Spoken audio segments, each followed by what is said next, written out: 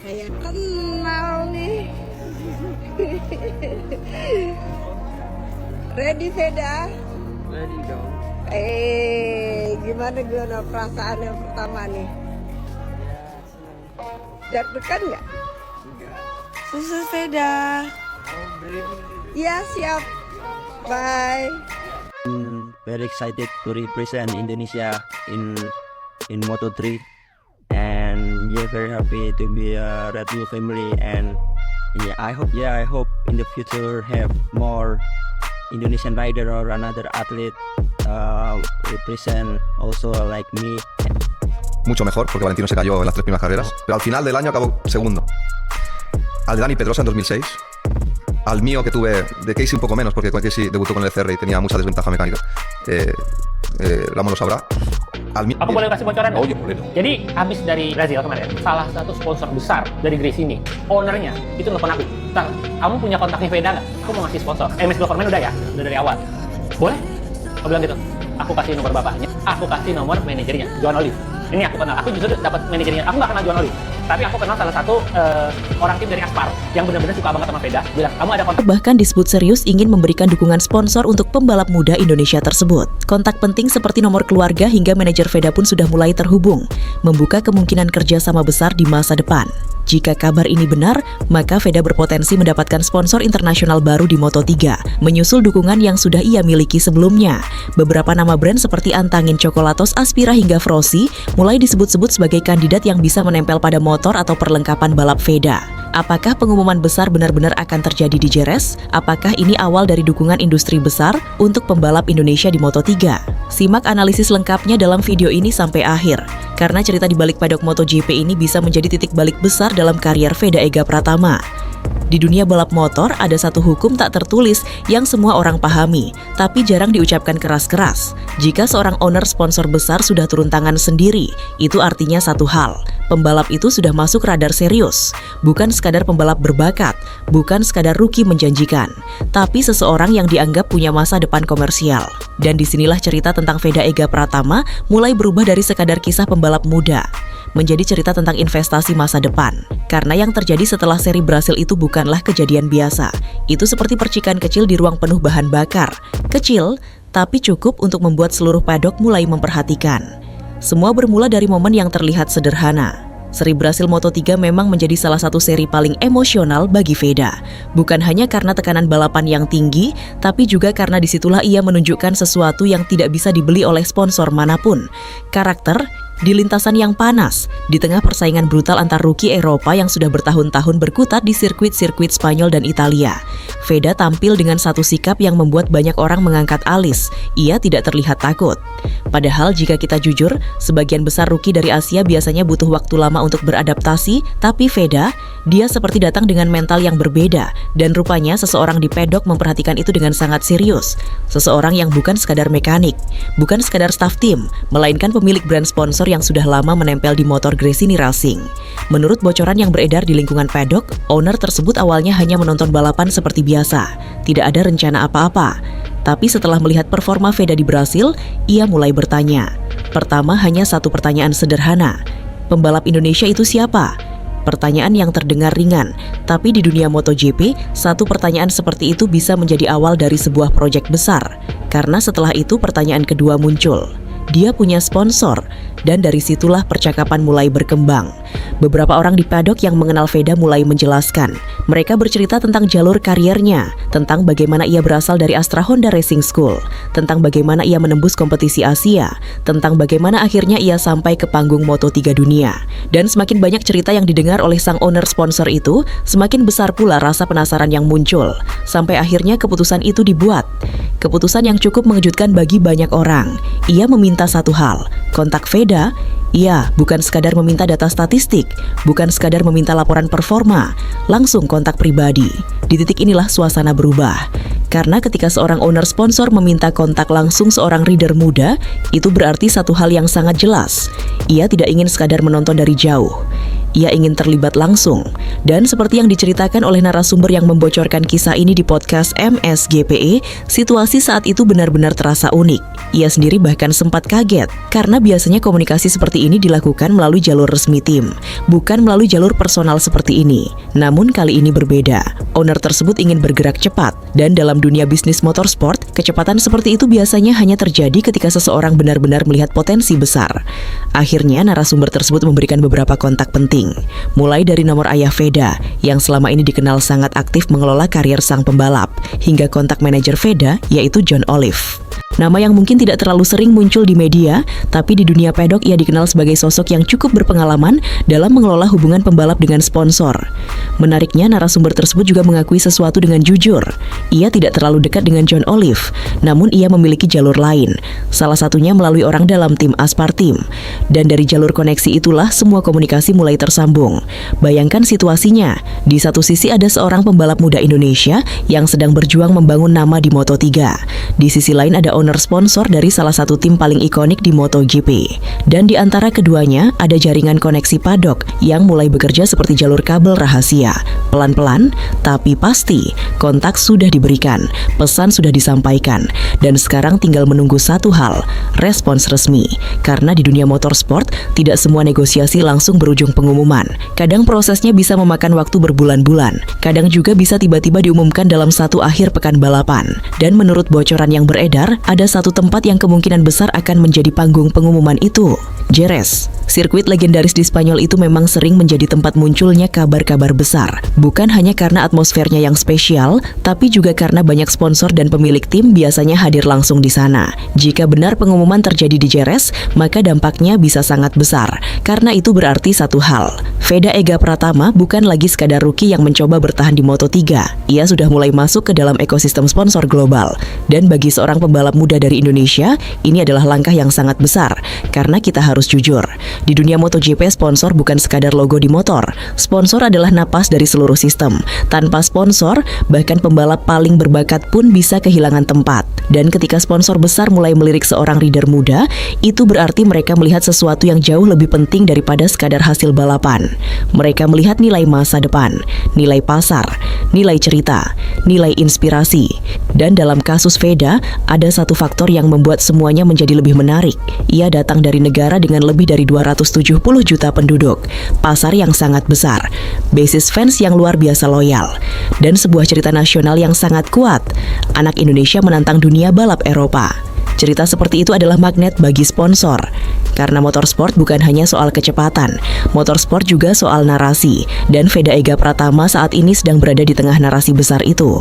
Sebuah cerita yang mungkin baru saja dimulai, tapi tanda-tandanya sudah terlihat jelas. Pedok mulai berbisik, sponsor mulai bertanya, dan jaringan koneksi mulai bergerak. Pertanyaannya sekarang bukan lagi apakah Veda akan mendapatkan sponsor baru. Pertanyaannya adalah seberapa besar sponsor itu nantinya. Dan yang lebih menarik lagi, apakah ini hanya awal dari satu sponsor baru atau justru awal dari gelombang sponsor Indonesia yang masuk ke MotoGP lewat nama Veda Ega Pratama. Karena jika satu brand besar sudah membuka pintu play, biasanya yang lain akan segera mengikuti. Dan di dunia bisnis balap, efek seperti itu sering disebut sebagai satu hal, domino effect. Satu langkah kecil, satu telepon sederhana, tapi bisa memicu perubahan besar. Dan sekarang, kita semua sedang menunggu apakah domino pertama itu benar-benar akan jatuh di Jerez. Satu hal yang sering tidak terlihat oleh penonton di rumah, balapan memang terjadi di lintasan, tapi pertempuran yang sebenarnya sering terjadi di balik pintu padok, di ruang hospitality, di ruang meeting sponsor, di meja makan malam para pemilik brand. Di sana, percakapan tidak lagi soal racing line atau setelan suspensi. Yang dibicarakan adalah nilai, pasar, dan masa depan. Dan menariknya, dalam beberapa minggu terakhir setelah seri berhasil, satu nama mulai muncul di beberapa percakapan itu, Veda Ega Pratama. Awalnya hanya disebut sebagai rider muda Indonesia, lalu perlahan berubah menjadi sesuatu yang lebih serius. Rider yang punya pasar besar. Kalimat itu sederhana, tapi di dunia motorsport modern, kalimat itu memiliki bobot yang sangat besar. Karena MotoGP hari ini bukan hanya olahraga, ia sudah menjadi industri global bernilai miliaran dolar. Setiap sponsor tidak hanya mencari pembalap cepat, mereka mencari pembalap yang bisa membawa cerita. Dan dalam kasus Veda, ceritanya sangat kuat.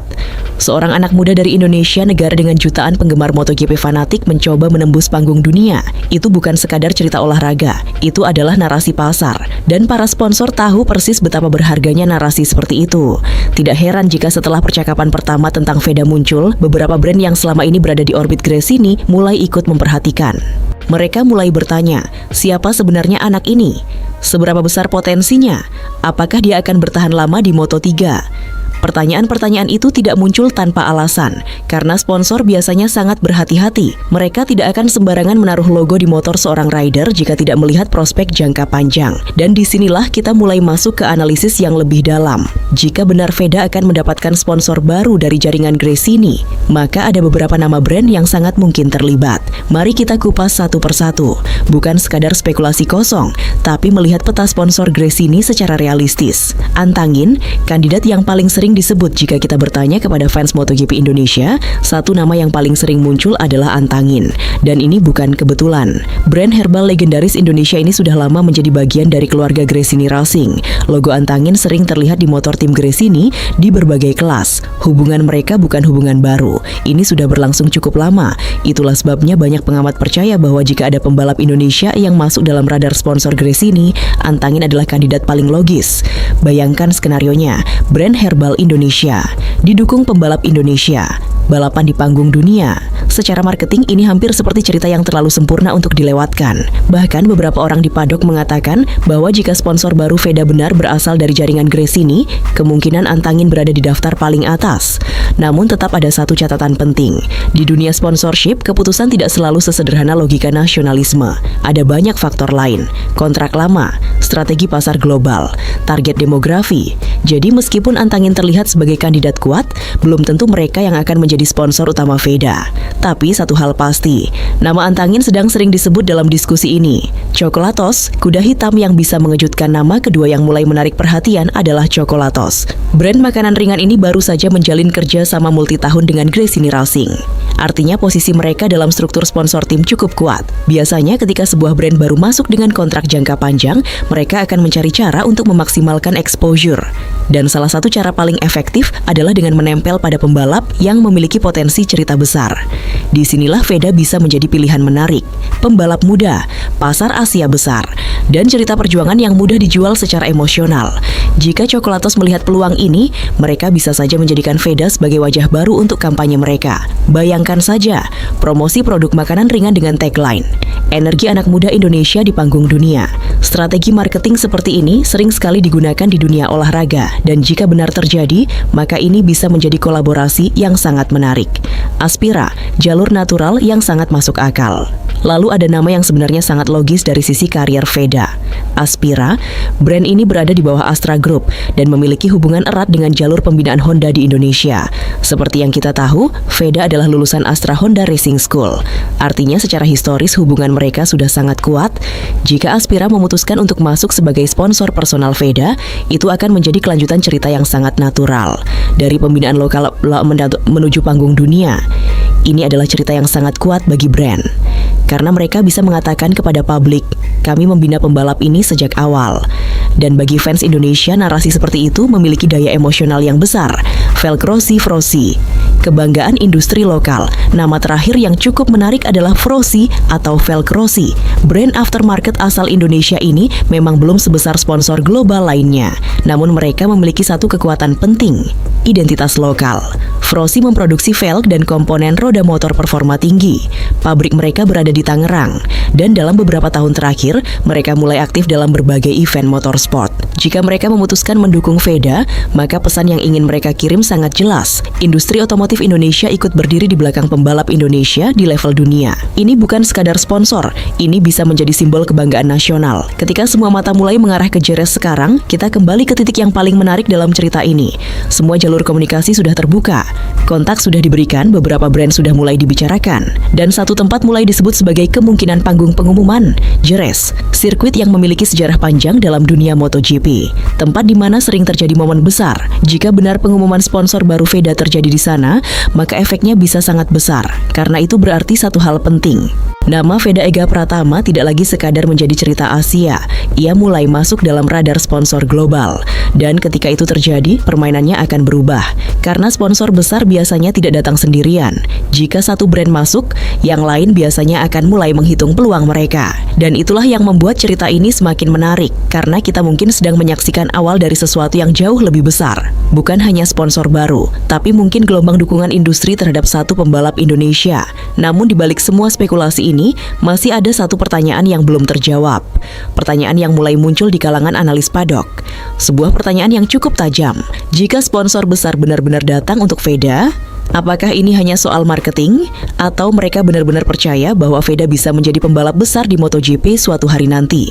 Karena jika jawabannya adalah yang kedua, maka cerita ini baru saja memasuki bab yang jauh lebih serius. Dan disinilah bab berikutnya akan menjadi yang paling menarik, karena kita akan membahas sesuatu yang jarang dibicarakan secara terbuka. Bagaimana sponsor sebenarnya menentukan masa depan seorang pembalap di MotoGP? Dan mengapa satu kontrak sponsor bisa mengubah seluruh arah karier seorang rider muda? Ada satu kenyataan pahit di dunia balap motor yang jarang dibicarakan secara terang-terangan. Di lintasan, yang menentukan adalah skill, keberanian, dan insting balap. Tapi di luar lintasan, yang sering menentukan masa depan seorang pembalap justru satu hal yang jauh lebih dingin: uang.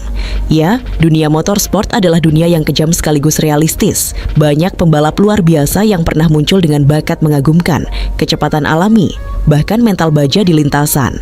Tapi karier mereka berhenti di tengah jalan. Bukan karena mereka kalah cepat, bukan karena mereka kalah mental, tapi karena satu hal sederhana: tidak ada sponsor yang menopang perjalanan mereka. Itulah sebabnya cerita tentang kemungkinan sponsor baru untuk Veda Ega Pratama ini menjadi sangat menarik. Bahkan bisa dibilang krusial, karena jika dukungan sponsor besar benar-benar datang, itu bukan sekadar soal logo baru di fairing motor. Itu adalah oksigen bagi karier seorang pembalap. Tanpa oksigen bahkan mesin paling hebat pun tidak bisa hidup. Dan di kelas Moto3, fakta ini bahkan lebih terasa. Moto3 sering disebut sebagai medan perang paling brutal dalam dunia balap motor.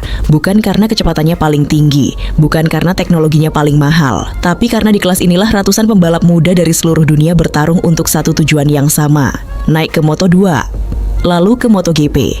Masalahnya, hanya segelintir yang berhasil. Setiap musim puluhan pembalap datang dengan mimpi besar, tapi beberapa tahun kemudian banyak dari mereka menghilang. Bukan karena mereka tidak berbakat, namun karena perjalanan menuju MotoGP membutuhkan sesuatu yang jauh lebih besar daripada sekadar bakat. Ia membutuhkan sistem pendukung yang kuat, tim yang percaya, manajer yang pintar membaca peluang, dan tentu saja ada satu kenyataan pahit di dunia balap motor yang jarang dibicarakan secara terang-terangan. Di lintasan yang menentukan adalah skill, keberanian, dan insting balap. Tapi di luar lintasan, yang sering menentukan masa depan seorang pembalap justru satu hal yang jauh lebih dingin: uang. Ya, dunia motorsport adalah dunia yang kejam sekaligus realistis. Banyak pembalap luar biasa yang pernah muncul dengan bakat mengagumkan, kecepatan alami, bahkan mental baja di lintasan. Tapi karier mereka berhenti di tengah jalan. Bukan karena mereka kalah cepat, bukan karena mereka kalah mental, tapi karena satu hal sederhana: tidak ada sponsor yang menopang perjalanan mereka. Itulah sebabnya cerita tentang kemungkinan sponsor baru untuk Veda Ega Pratama ini menjadi sangat menarik. Bahkan bisa dibilang krusial, karena jika dukungan sponsor besar benar-benar datang, itu bukan sekadar soal logo baru di fairing motor. Itu adalah oksigen bagi karier seorang pembalap. Tanpa oksigen bahkan mesin paling hebat pun tidak bisa hidup. Dan di kelas Moto3, fakta ini bahkan lebih terasa. Moto3 sering disebut sebagai medan perang paling brutal dalam dunia balap motor. Bukan karena kecepatannya paling tinggi, bukan karena teknologinya paling mahal, tapi karena di kelas inilah ratusan pembalap muda dari seluruh dunia bertarung untuk satu tujuan yang sama: naik ke Moto2, lalu ke MotoGP. Masalahnya, hanya segelintir yang berhasil. Setiap musim puluhan pembalap datang dengan mimpi besar, tapi beberapa tahun kemudian banyak dari mereka menghilang. Bukan karena mereka tidak berbakat, namun karena perjalanan menuju MotoGP membutuhkan sesuatu yang jauh lebih besar daripada sekadar bakat. Ia membutuhkan sistem pendukung yang kuat, tim yang percaya, manajer yang pintar membaca peluang. Dan tentu saja, bagaimana menurut Anda pecinta Veda?